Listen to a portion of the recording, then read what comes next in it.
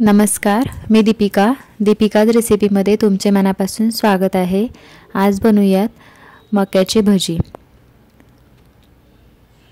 त्यासाठी इथे मी 2 कॉर्न घेतले आहेत। आता हे कॉर्न आपल्याला दाणे काढून घ्यायचेत कॉर्नचे। असं सुरीच्या सहाय्याने पकडून असे दाणे काढून घ्यायचे।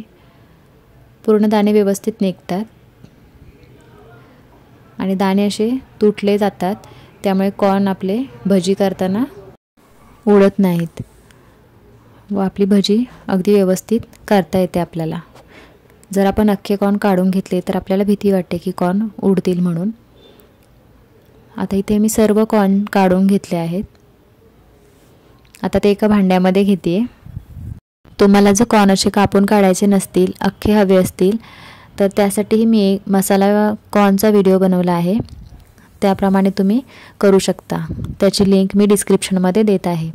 इथे मी सर्व कॉर्न काढून घेतले आहेत। त्यानंतर एक हिरवी मिरची बारीक चिरून घातली आहे। एक छोटा कांदा बारीक चिरून घातला आहे। आता मसाले घालू। जीरा पावडर घातली आहे अर्धा चमचा, पाव चमचा हळद घातली आहे आणि अर्धा चमचा लाल मिरची पावडर वापरली आहे। चवीनुसार मीठ। आता यामध्ये 2 चमचे तांदळाचं पीठ घालून घेते आणि 3 चमचे कॉर्नफ्लॉवर घालून घेते। याऐवजी तुम्ही 5 चमचे कॉर्नफ्लॉवर वापरलं तरीही चालेल।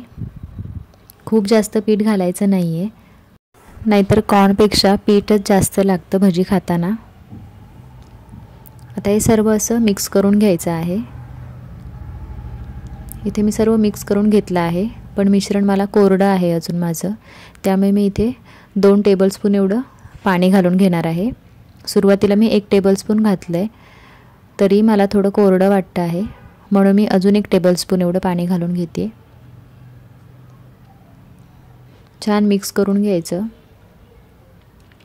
आणि असं हातात घेऊन सोडून बघायचं, त्यामध्येच आपले भजी व्यवस्थित सुटतायत का। जर दाणे मोकळे होत आहेत असं वाटलं तर अजून थोडं पीठ घालून घ्यावं। आता यामध्ये थोडी कोथिंबीर घालून घेते। व्यवस्थित मिक्स करून घ्यायचं।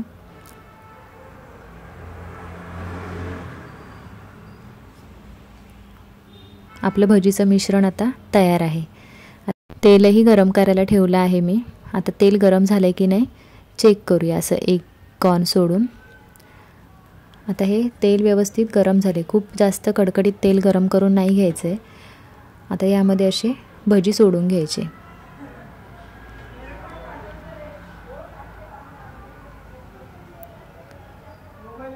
आपण कॉर्न कापून घेतले आहेत, त्यामुळे भजी अजिबात उडत नाहीत। आरामात आपण असे भजी करू शकतो। आता याला थोडं हलवून घ्यायचं, खाली चिकटायला नको म्हणून।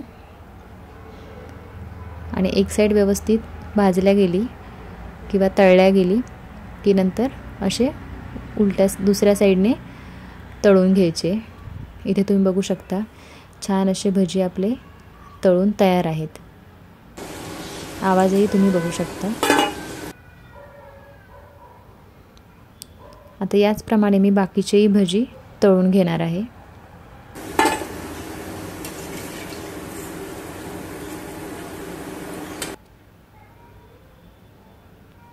सर्व भजी मी याचप्रमाणे तळून घेते। तुम्ही याप्रमाणे कॉर्नची भजी बनवून बघा आणि कमेंटमध्ये नक्की सांगा कसे झाले ते। तुम्हाला जर हा व्हिडिओ आवडला असेल तर व्हिडिओला लाईक करा व चॅनलला सबस्क्राईब करा। व्हिडिओ पाहिल्याबद्दल धन्यवाद।